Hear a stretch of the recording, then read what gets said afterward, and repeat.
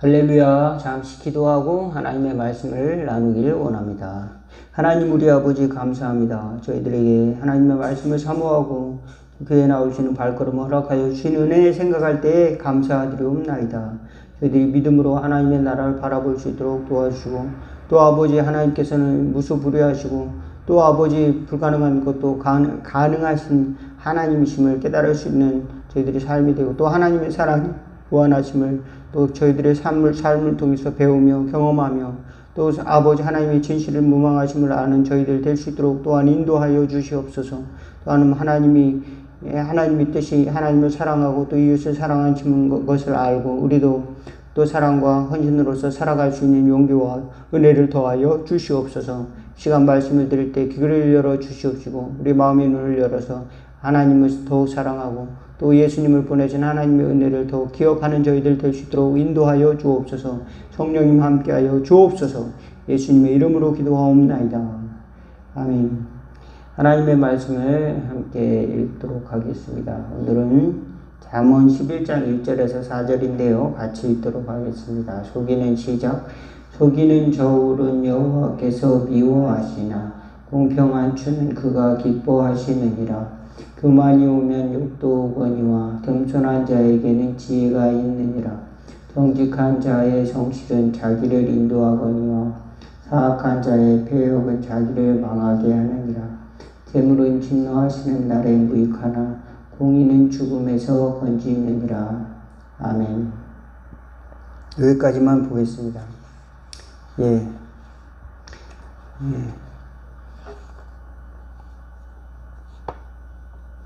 우리가 우리 자신을 잘 알지 못하는 것은 우리 자신을 보는 눈이 상당히 제한적이기 때문에 그렇습니다. 그래서 다른 사람을 보고 우리 자신을 평가하고 또 비교하기도 합니다.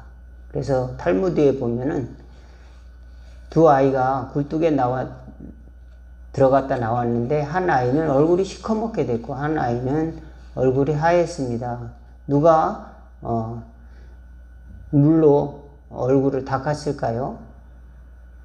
바로 얼굴이 하얀 사람입니다. 왜 그러냐면 나도 저 친구처럼 얼굴이 검게 되었을까봐 자기도 물로 씻었다는 이야기입니다. 그래서 우리는 우리 자신도 잘 알지 못해요. 그래서 다른 사람을 봤을 때 우리는 나도 문제가 있지 않을까 돌아볼 수 있는 이 어린아이처럼 그런 지혜가 있었으면 좋겠습니다. 또 다른 사람이 얼굴을 씻으면 나도 얼굴이 뭐가 문제가 있게 됐나 봐. 저렇게 하얀 사람도 저렇게 씻는데 나도 얼굴이 검게 되지 않았을까? 라고 생각하고 또 같이 얼굴을 씻을 수 있다면 그 사람도 얼마나 또 지혜로운 사람일까요? 그런데 검게 된 사람은 얼굴을 그 아이는 씻지 않고 하얗게 된 사람만 씻었다는 것이죠. 우리는 누군가를 비추는 거울인 것입니다. 그런데 그 거울이 죄가 많아요. 죄가 많기 때문에 사람들은 죄를 좋아하기 때문에 죄를 구경만 하지 저 사람이 나쁜 사람이라고 정죄하지 내가 바로 그와 같은 죄인인 것을 깨닫지 못해요. 얼굴을 씻는 것은 씻는데 마음속에 있는 죄는 씻질 않아요. 마음속의 분노와 미움과 간음과 도적질과 이런 것들은 중요하다고 생각하지 않고 마음속에 일어나는 일이니까 이것은 나쁜 것이 아니다 이렇게 착각을 하고 살아가는 경우도 있습니다. 우리는 잘못된 것을 볼 때, 분노를 볼 때, 또는 미움을 볼 때, 악한 것을 볼 때 우리는 돌이켜 우리 마음속에 그런 것이 또아리를 들고 있지 않나 하나님 앞에서 다시금 기도할 수 있는 지혜가 있는 저와 여러분 될 수 있기를 바라겠습니다. 요한복음 8장 4절에 10절에 보면 간음하다 잡힌 여인이 사람들이 그 돌로 쳐 죽이겠습니다 하고 잡아왔어요. 그러니까 예수님께서 아무 말도 안 하시고 땅에다가 글을 쓰십니다. 그리고 누구든지 이제 죄 없는 사람이 먼저 나와서 돌로 치라 이렇게 이야기를 하는 것이죠. 그러니까 무엇이라고 글을 썼는지 모르지만 한 사람 한 사람 뒤로 나가는 것입니다. 그는 간음을 직접 하진 않았을지라도 하나님의 뜻을 어기는 사람이 될 수 있는 것입니다. 우리는 다른 사람의 잘못을 볼 때 또 그것이 거울이 되어서 우리 자신도 잘못이 되지 않았나 돌아볼 수 있는 지혜가 있다면 그것은 정직한 저울추가 되는 것입니다. 그런데 사람들은 정직한 저울추를 가지고 살지 않아요. 공평치 못한 저울추를 가지고 다른 사람에게는 엄하게 하고 나에게는 가볍게 합니다. 그러면 공평치 않은 저울추를 가지고 있는 것이죠. 저울추는 시장에서 장사할 때 쓰는 것입니다. 저울에다가 이제 추를 올려놓는 것은 이제 장사할 때 공평한 저울추를 쓰는 것은 상당히 중요하죠. 그렇지만 그것은 모든 사람에게 다 동일해야 되는데 나에게는 특별히 관대하고 다른 사람에게는 엄하게 하는 것은 하나님이 원하지 않으시는 것이다 라고 말하는 것입니다. 저도 여러분에게 설교하면서 항상 딜레마가 뭐냐, 저 자신에게도 적용을 해야 된다는 사실입니다. 그래서 설교가 쉽지 않은 것입니다. 그래서 저 자신에게도 먼저 적용해야 그 함정에 빠지지 않고 살아갈 수가 있게 되는 것입니다. 그래서 될 수 있으면 말씀의 저울추를 가지고 말씀으로 살아가려고 하나님의 말씀을 증언하는 자로서 겸손히 서려고 노력을 하는 것이 저의 방향이라는 것을 또 말씀을 드리는 것입니다. 먼저는 그러니까 여러분에게 당신이 잘못했어요, 당신은 죄인이에요 이렇게 설교하는 것이 아니라 표적을 삼아서 설교하는 것이 아니라 저에게도 적용될 수 있는 것이므로 이 설교 자체를 놓고 나에게 무슨 목사님이 표적으로 삼아서 말씀하시는가 그렇게 생각하지 마시고 말씀을 듣고 우리 자신이 돌아보라는 뜻이구나 이렇게 생각하면 아주 지혜로운 성도가 되는 줄로 믿습니다.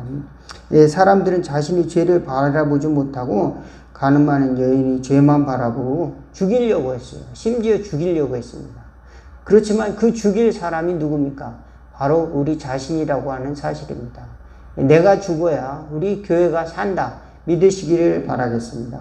내가 죽고 그리스도가 살아야 하나님의 공동체가 사는 것인데 많은 사람들은 한 사람을 죽이기를 원하는 것입니다. 한 사람을 대신 죽여서 공동체가 편안하기를 원하는 것입니다. 그렇지만 하나님의 방법은 내가 내 육신이 죽고 곧 나의 세상적인 정욕이 죽고 그리스도가 사는 것, 내 불공평함이 죽고 또 내 잘못된 저울추가 죽고 하나님의 합당한 저울추가 공평하게 행해지는 것을 원하시는 것이 바로 하나님의 공이고 또 하나님의 뜻인데 사람들은 하나님이 나에게만 특별히 말씀하시는 선한 말씀을 기대를 하고 있어요. 나에게만 특별히 하나님이 지시하시는 선한 말씀을 많은 사람들이 구합니다. 나에게만 주시는 복음의 말씀을 원합니다. 그렇지만 대개는 하나님이 누구에게나 말씀을 하고 계십니다. 그랬을 때 우리가 그것을 간절히 받아들이고 하나님을 마땅히 하나님께 합당한 영광을 돌려드릴 때 또 우리 자신이 회개할 때 하나님 거기서 응답하시고 또 공평하게 우리에게 또 은혜를 주신다 믿으시기를 바라겠습니다.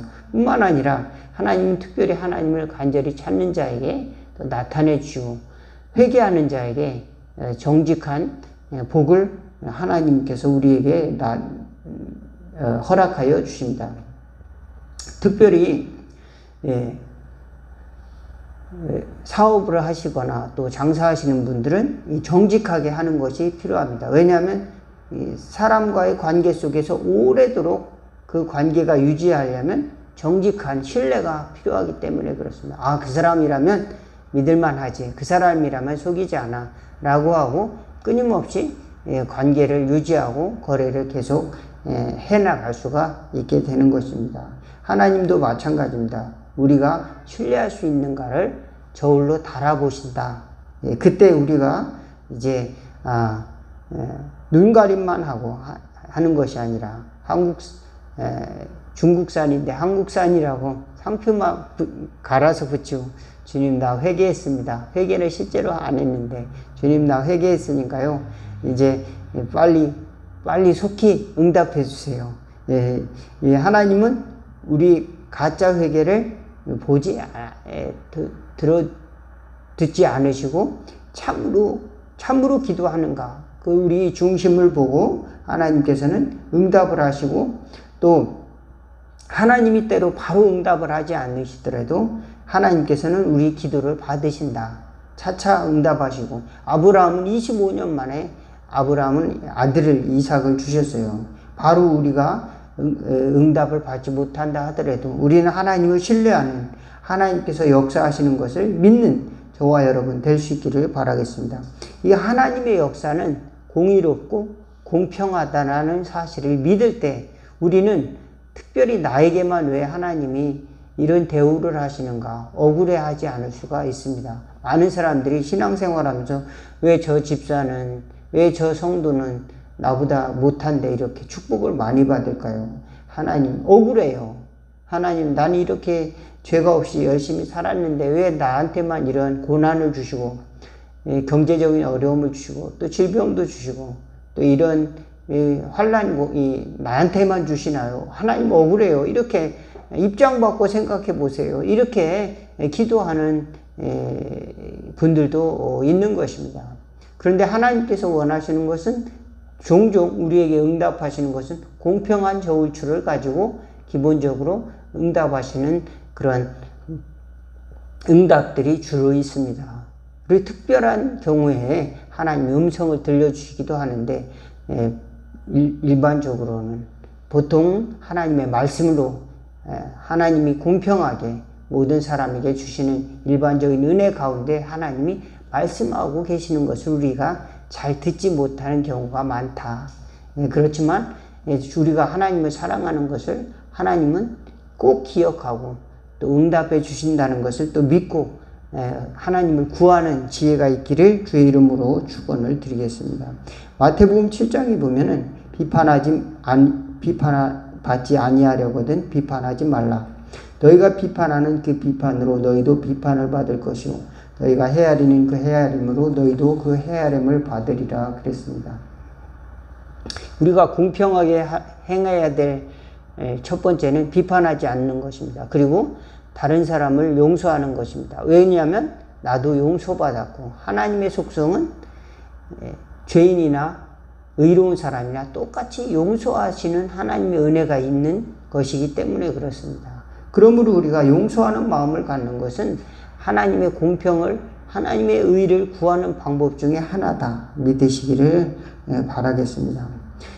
마태복음 18장에 베드로가 나와 이르되 주여 우리가 형제가 내게 죄를 범하면 몇 번이나 용서하려 주리이까 7번까지 하오니까 예수께서 이르시되 내게 이르노니 7번뿐 아니라 7번에 70번까지라도 할지니라. 490번 하라는 것이 아니라 늘 용서하는 마음을 갖는다면 하나님께서 응답하시고 또 하나님께서 공평한 저울추를 주는데 지장이 없다. 지혜라고 하는 지혜를 갖는 저와 여러분을 되시기를 바라겠습니다. 정직한 마음을 갖고 또 용서하는 마음을 가질 때 하나님께서는 저와 여러분들에게 정말로 예수님이 가르쳐 주신 진리의 삶으로 인도해 주실 줄로 믿습니다. 시편 97편 11절에 보면 의인을 위하여는 빛을 뿌리시고 마음이 정직한 자를 위하여 기쁨을 뿌리신다 그랬습니다. 우리 마음속에 두려움이 찾아오고 또 어둠이 찾아올 때 정직하게 하나님 앞으로 나아갈 수 있는 저와 여러분이 될 때 마음속으로 하나님이 기쁨을 주실 줄로 믿습니다. 회개하고 나면 답답한 것들이 응어리들이 싹 사라지는 은혜가 있는 줄로 믿으시기 바라겠습니다. 또 어둠이 떠나가고 빛이 우리에게 다시 찾아온다는 사실을 또 믿으시기 바라겠습니다. 또 정직한 자의 길은 대로라고 잠언에 말하고 있습니다. 또 정직한 자의 축복으로 인해서 성읍은 진흥하고 악한 자의 입으로 말미암아 무너진다 그랬습니다.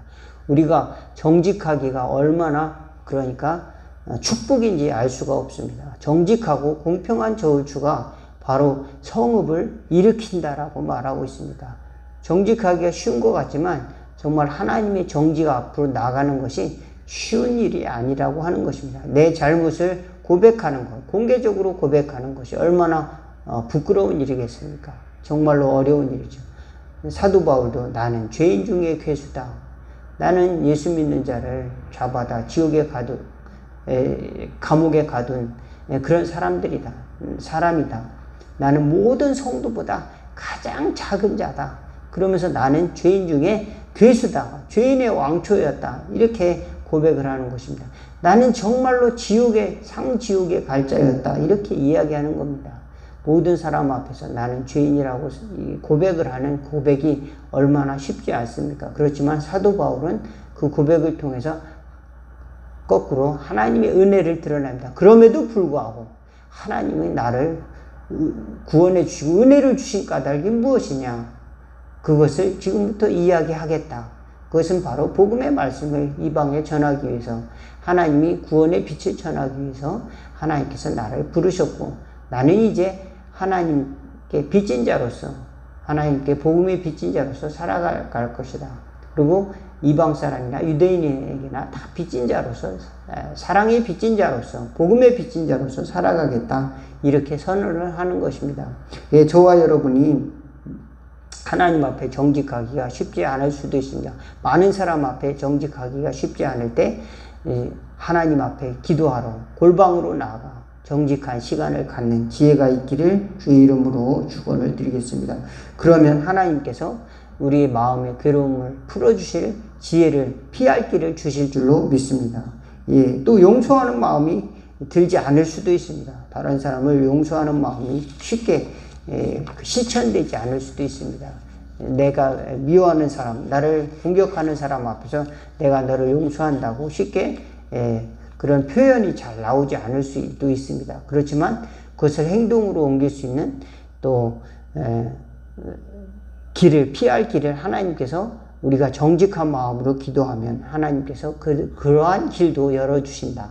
내가 정말로 용서하는 마음이 생겨서 용서하는 것이 아니라 하나님의 말씀이 우리에게 그렇게 하라고 했으니까 우리는 순종하는 마음으로 할 수 있도록 도와주세요. 이렇게 할 때 하나님께서는 우리에게 그 지혜를 주시고 믿음의 눈을 열어주시는 줄로 믿습니다. 또 회개도 우리가 무슨 잘못이 있어서 회개합니까? 이렇게 따지는 사람들이 있어요. 그런데 성경 말씀에 너희는 회개하라 라고 했으니까 정말로 회개가 무엇인지 회개합니다. 말씀에 순종하면서 회개할 때 하나님께서는 회개의 문이 열려지고 비로소 하나님이 회개의 눈물을 주시고 우리 자신이 하나님의 나라의 풍성한 것을 이렇게 몰랐으니까 내가 회개할 존재였구나. 하나님이 큰 은혜를 주셨을 때 비로소 내가 잘못된 것을 깨달아 아는 그 은혜가 있는 줄로 믿으시기 바라겠습니다. 그러므로 하나님의 말씀을 순종하는 것은 정직한 저울추를 향해 나가는 길입니다. 정직한 저울추를 향해 나가기 위해서 하나님 앞에 회개하고 또 기도하고 또 용서하는 마음을 갖고 또 정직한 말 하나님 앞에 고백하고 또 이웃에게도 정직할 수 있는 공평한 길을 추구하는 저와 여러분 다 되기를 주의 이름으로 축원을 드리겠습니다. 기도하겠습니다. 하나님 우리 아버지 정직하게 사는 것, 공평하게 사는 것 때로는 너무 힘들어 보입니다. 그러나 주님 앞에 나아가 고백할 때 하나님의 말씀에 거울에 비추어서 우리 자신을 돌아볼 수 있는 시간을 가질 수 있도록 도와주시고 우리 자신을 그 거울에 비추어서 회개하고 또 하나님이 피할 길을 주시는 예수 그리스도로 말미암아 용서함을 받는 저희들의 확신을 갖게 도와주시고 우리도 공평한 저울추를 가지고 용서하는 마음을 갖고 이웃에게 복음을 증거할 수 있는 복음의 사람이 될 수 있도록 복음의 증인 될 수 있도록 나는 구원받은 하나님의 자녀라. 그러므로 사랑할 수 있다고 하는 확신을 가지고 살아가는 저희들 될 수 있도록 또 용서할 수 있다라고 하는 담대함을 가지고 살아가는 저희들 될 수 있도록 도와주옵소서. 속이는 자처럼 살지 않도록 도와주시고 공평하고 정직한 대로로 살아가는 저희들이 심령 될 수 있도록 도와주사 하나님의 구원의 그 문으로 들어가는 저희들 되게 도와 주옵소서. 예수 그리스도의 이름으로 기도하옵나이다. 주기도문 하시겠습니다. 하늘에 계신 우리 아버지, 이름이 거룩히 여김을 받으시오며 나라가 임하옵시며 뜻이 하늘에서 이룬 것 같이 땅에서도 이루어지리다. 오늘날 우리에게 일용할 양식을 주옵시고 우리가 우리에게 죄 지은 자를 사하여 준 것 같이 우리의 죄를 사하여 주옵시고 우리를 시험에 들게 하지 마옵시고 다만 악에서 구하옵소서. 대개 나라와 권세와 영광이 아버지께 영원히 있사옵나이다. 아멘.